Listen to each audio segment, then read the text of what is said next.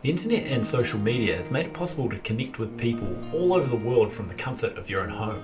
This is great for the FGC since it's always been so international. You can see the rise of new players, you can ask questions, you can see strategies, and you can see the unique and entertaining personalities of your favourite pro gamers. In this video I'm going to explain my history growing up in New Zealand, which is pretty much the furthest you could possibly be from the centre of where fighting games originated, and how globalisation and all of these amazing platforms made it possible for me to connect with the fighting game world in a way that's never been possible before. Whoever you are, wherever you are, whatever your journey, it's possible for you to be a part of the FGC, not only locally in your own country of origin, but now globally, and I think that's so exciting and amazing. Ghost Chips from New Zealand advances into the semifinals, upsetting Brian F, upsetting Goichi. Put this man's name in your brain right now. He is making some waves here at Combo Breaker. I grew up in the 90s in a small town in New Zealand called Palmerston North. It's not like those videos you see on YouTube of beautiful mountains and epic lakes and rivers. It's, as far as New Zealand goes, it's a pretty boring place, pretty much as boring as it gets, really. So what do you think makes Palmerston North a cool town, bro? Pizza Hut. One trip to a bowling alley would change my life forever. Sitting in the corner of the bowling alley, I remember it fucking gleaming and shining at me, was a Street Fighter 2 cabinet. I sat there forever looking at that damn thing, and of course I asked my mum, can I please play? Pretty sure my mum said something along the lines of, like, that's a big boy's game, and of course she was right. I would have just totally got my ass kicked and probably hated fighting games forever. Around that time, consoles started to pop up, and of course, I was not allowed one. Kids today might not be aware, but we used to have these things called video stores. It was just such a great time. All the movies were amazing, all the video games were amazing, and it was such a magical experience. Walking into a video store and looking at the racks of games they had available, it was awesome. She'd let me hire out a console for the weekend.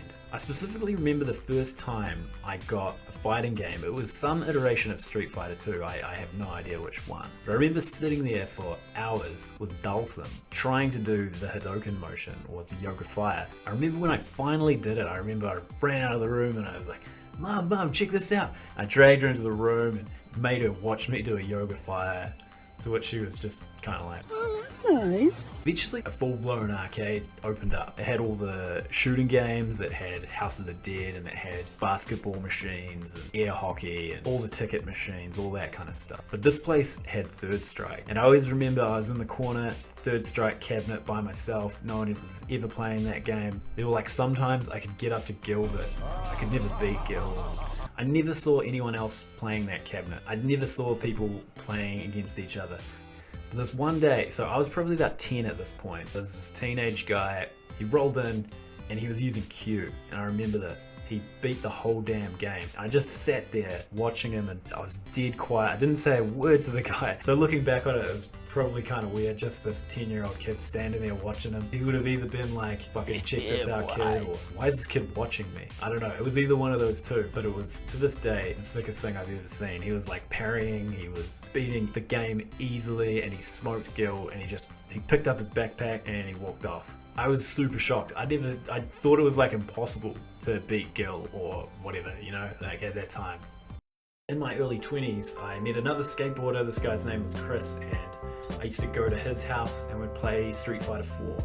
He had 2 arcade sticks, and this fucking blew my mind. I didn't know anything, like I didn't know people had arcade sticks. I just thought it was so cool. We were pretty evenly matched. He wasn't like super well versed in fighting games. He just kind of dabbled and we didn't take it too seriously. And then his friend Ben came around one day. He was just unbeatable. Couldn't believe it. I'd never seen somebody who was so good at Street Fighter. He was like an encyclopedic knowledge of the things that were happening, and I didn't know that there were ways to define these things. He would be like, oh, this is 3 frames, or you can't do that, it's a tick throw, and I was like, what the hell is going on?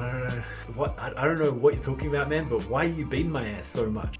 and it was like the first time I realized there's this level to these fighting games. There's something I don't know.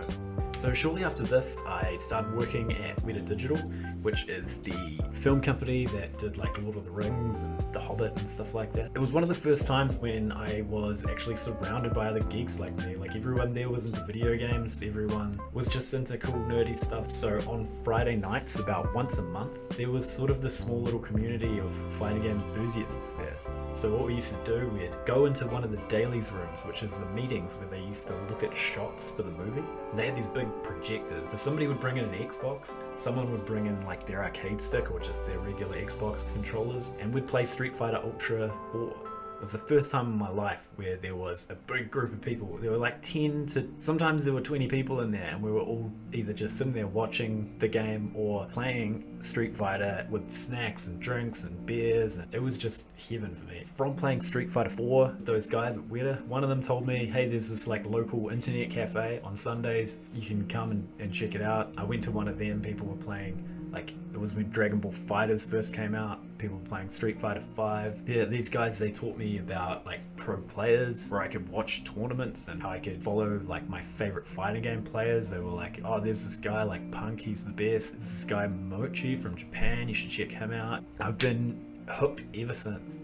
It's such a great community. Nobody judges you how you look. It teaches you so much about yourself, like how to make mistakes, how to improve, and just how to like sort of learn to lose well and to analyze what you're doing in a really cool, constructive way.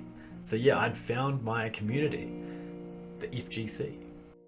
So here we are now in this new era where things like Twitter and Twitch, YouTube, Reddit, Discord, they're connecting us all together from all corners of the earth. It's incredibly exciting for me from this little guy from New Zealand where I can have interactions with people from other countries. And what I've come to learn is that it doesn't matter where you live in the world. I feel connected to the FGC in a way that has never been available to me before. They've all replied to my comments, they've replied to DMs, they've retweeted my posts. We replied to comments in Twitch chats, replied to questions on YouTube. So I know this isn't specific to fighting games, but I just want to take a second to break this down because it's pretty amazing when you think about it. Like if you're into sports, if you're into football or bigger video games and communities, I don't think it's going to be very likely that you're going to be able to communicate with your heroes. And I'm not saying it's impossible, I'm just saying it's probably going to be less likely. And for me, these FGC content creators, they're my heroes. They're like celebrities for me.